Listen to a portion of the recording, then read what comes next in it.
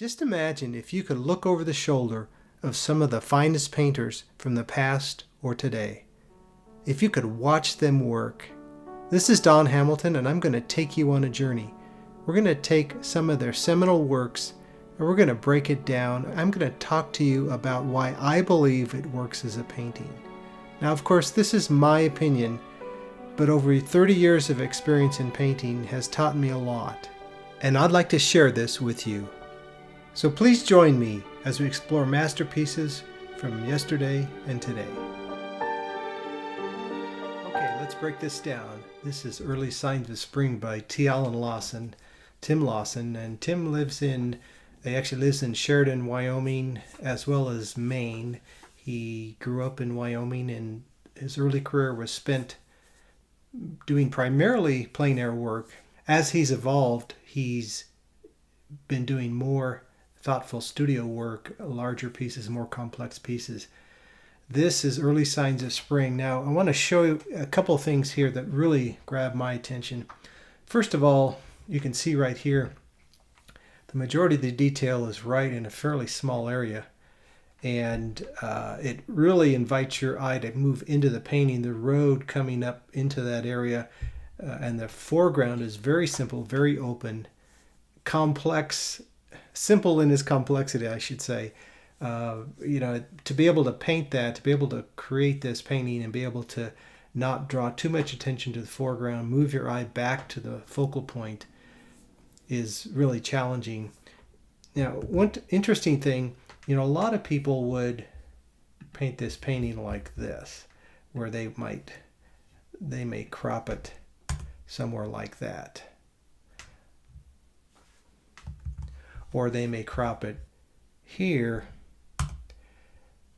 I think the thing that really grabs my attention about this painting is the multiple layers of movement here.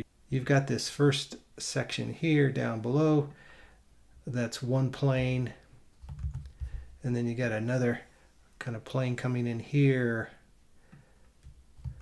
And then you've got another plane coming in here. And within this plane, you've got this flat plane here. You've got, of course, all these verticals here that are breaking up the horizontal layer. But I think the most amazing thing to me is this. You've got this movement coming in multiple angles and actually running off the side of the canvas. Now that's pretty challenging to do and make it work, and he does it very well. It's so subtle and there's so little detail compared to the rest of the painting. I think that's what makes it work. Let's zoom in here a little bit. I want to show you one thing right here. This area. If you come in and look here at this detail, this is pretty amazing. Let me shrink this down a little bit here. This drawing tool. If you look at this area right here, I just love how soft that is. What he's done here is he's created an area that helps to lose that edge of the barn and really move it into the landscape. He's got these overlapping layers here of these trees here, overlapping that barn. And the way he's lost this edge right here keeps your eye from moving off the side of the canvas. It really makes it part of the landscape, and I think that's what really makes this side of the canvas so strong. And then you've got these fairly sharper angles, or sharper edges, I should say, on the architecture here, and also the contrast. You've got the really bright contrast between the white house and the dark pine trees behind it. You've got these defined shadows under the eaves of the barn and the outbuildings and so forth. And that helps to really make it a stronger painting, make it defined, and make that definitely the focal point and the center of interest. So you could actually make this could be a painting right here as it is when you look at it. I mean, that could be a very nice painting in itself.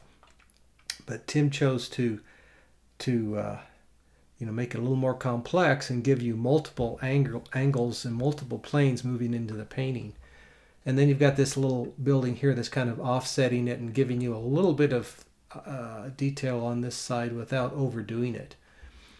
these patterns up here are very simple, and just the peak up here of this sky right here, just that peak right there gives you just another plane, another hint of distance there to round out the painting. But you can see how all these pieces work together to really make it fairly actually complex design in a simple way. And he's got these telephone poles right here are helping to, or power poles, whatever they are, they're helping to create some verticals here in a very horizontal space. So, and then, of course, this line right here, creating that additional plane.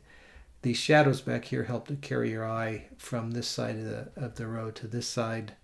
And again, this is my observations of it. It may not be at all what he was thinking about, but I was fortunate enough to take a workshop from Tim in 2015 at the Old Lyme Academy in Old Lyme, Connecticut. And, part of my goal there was to kind of tap into his brain and understand how he thinks.